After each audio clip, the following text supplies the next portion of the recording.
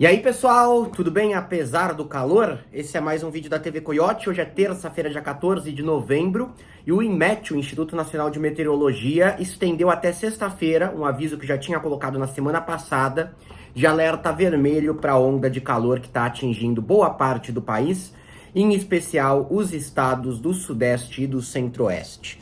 Gente, as máximas hoje nas capitais já são muito grandes, tá? Cuiabá deve atingir 41 graus, Teresina 39, Goiânia, Manaus e São Paulo 38, né? Já atingiram 38 agora à tarde.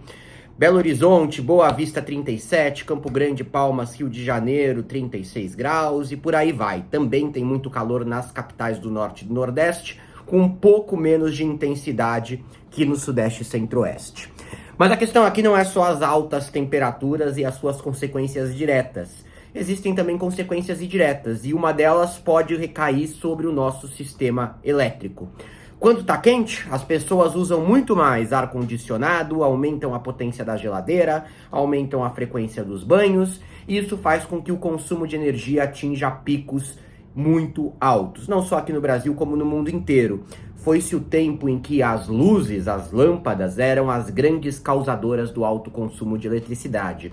Hoje, esses outros aparelhos de refrigeração, eles são muito mais representativos, se popularizaram demais também com o passar do tempo. O Operador Nacional do Sistema Elétrico, o ONS, registrou ontem, segunda-feira, um novo recorde na demanda de energia do país, do Sistema Interligado Nacional. Às 14h17 de ontem, gente, atingimos o patamar de consumo de 100.955 megawatts, tá? É a primeira vez que a marca ficou superior a 100 mil megawatts.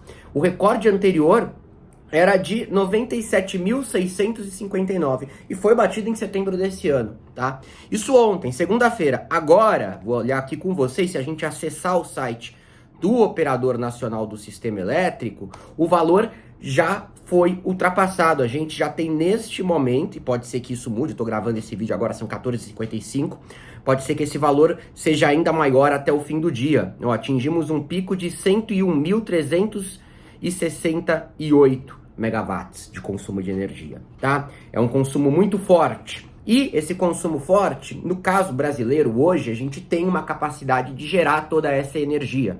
Sim, ativando as usinas eólicas, usinas térmicas, utilizando o sistema de usinas hidráulicas, que está com reservatórios ainda bastante cheios, né?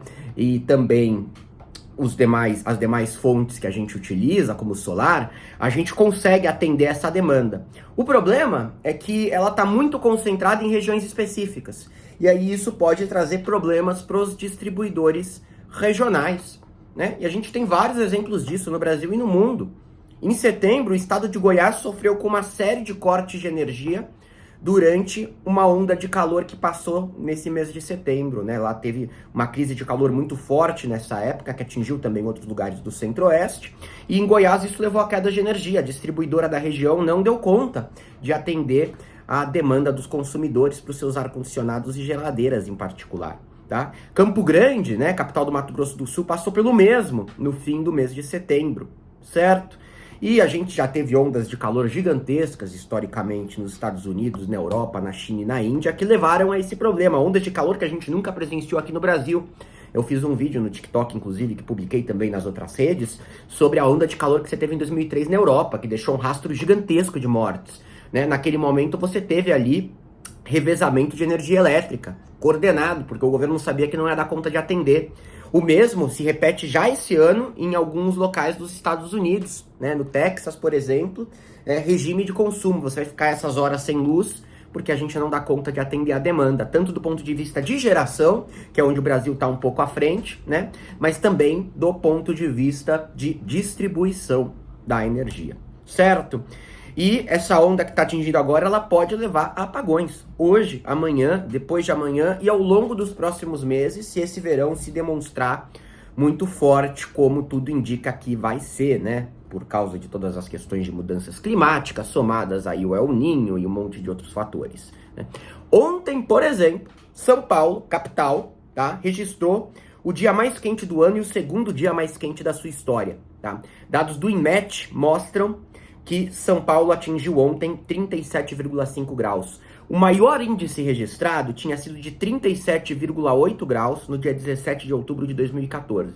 Então, por 0,3 a gente não alcançou o recorde histórico de 2014. Agora notem o seguinte, né? Esses dados, eles são medidos na estação meteorológica do Mirante de Santana, que é histórica, é a mais tradicional estação meteorológica de São Paulo. Então você tem dados históricos dela de décadas e décadas, né? Se bobear, já vai completar um século logo mais de funcionamento dessa estação. E aí, qual que é a situação? Essa estação que registrou os 37,5 ontem e que registrou os 37,8 em 2014, né? Mas ontem a gente já tinha aí novas estações funcionando, como a da Vila Mariana, na Zona Sul, em que os termômetros chegaram a 39,5. A da Moca, na Zona Leste de São Paulo, que bateu 39,3. Então pode ser que a gente tenha superado esse recorde. A gente não pode ter certeza disso, porque não tinha estação meteorológica nesses lugares historicamente, né? Pode ser que quando fez outras temperaturas altas no Mirante de Santana, tenha feito uma temperatura mais alta também nesses locais. De qualquer forma, deixa claro que a situação ela é muito excepcional, tá? E hoje talvez a gente bata o recorde até do Mirante de Santana do jeito que as coisas estão. Bom, mas qual que é a questão sobre São Paulo? Não é só para falar sobre o calor que tá aqui. Tivemos falta de energia ontem na capital, em várias regiões, principalmente em regiões que concentram mais escritórios, prédios comerciais.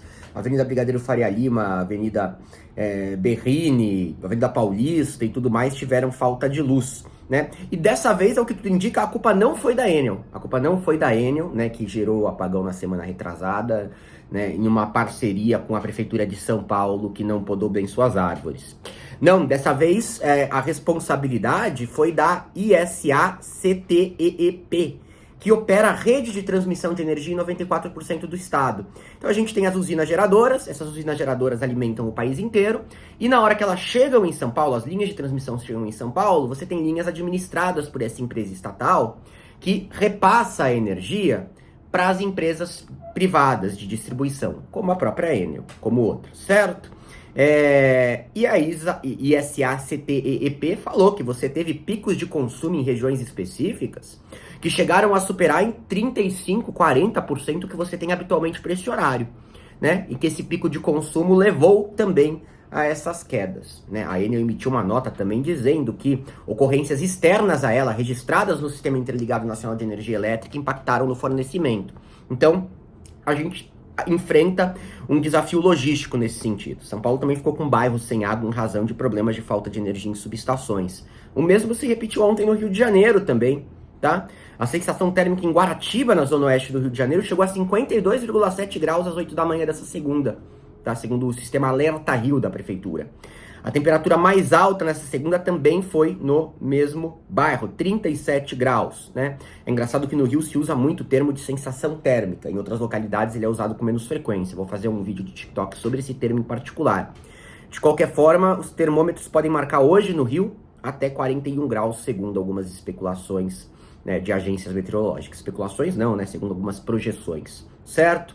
E não deu em outra, né? A gente teve um apagão na zona norte do Rio ontem à noite em razão de pico de consumo. Em razão de pico de consumo. O sistema de distribuição não deu conta de manter tanto ar-condicionado e tanta geladeira ligada e funcionando ao mesmo tempo, tá?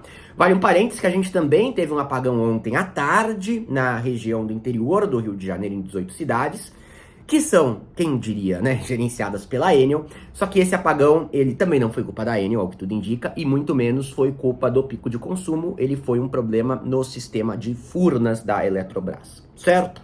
De qualquer forma, o apagão noturno foi em razão disso, e essas situações devem se repetir. Pode ser que enquanto eu grave, em alguns lugares estejam sem energia elétrica, certo? Bom, temos então uma realidade muito particular desse verão. Esses picos de temperatura no combo deles, pegando todas as cidades do país, ele é histórico. A gente talvez tenha o maior registro para novembro na história do país nesse momento. Talvez o anual também seja de recorde. E entre muitos desafios que se impõem na questão de saúde e tudo mais que a gente já conhece, a questão elétrica, ela é uma das questões, certo? E não é tão fácil de resolver quanto parece, assim, não é um problema que basta reclamar. Não, realmente você atinge picos de consumo que antes não existiam em horários nos quais não estávamos habituados. Lembra que o horário de verão, ele servia para justificar uma diminuição no consumo no horário de pico, que era entre as 18 e 21 horas, né? Porque é quando todo mundo chegava em casa, ligava chuveiro e tudo mais. Isso mudou. O pico não é mais esse horário. O pico agora é à tarde, porque é quando os escritórios estão funcionando, quando as pessoas estão indo trabalhar, a indústria está operante, em paralelo à indústria operante, você tem toda a refrigeração funcionando em estado máximo. E até de madrugada, às vezes, a gente atinge um consumo não tão distante do pico, em razão do ar-condicionado. Certo, gente? Qualquer momento estou de volta com mais informações, eu vou atualizando sobre essa questão com vocês também, essa questão elétrica vem sendo recorrente, a gente teve aquele apagão até hoje mal explicado, que aconteceu alguns meses atrás, foi um apagão de nível nacional, agora a gente teve a questão da Enel em São Paulo, e o verão vai impor desafios nesse sentido, não só pela temperatura, mas também por instabilidades climáticas, como ventanias e outros fatores todos, né, que vêm no pacote. Abraço e até a próxima!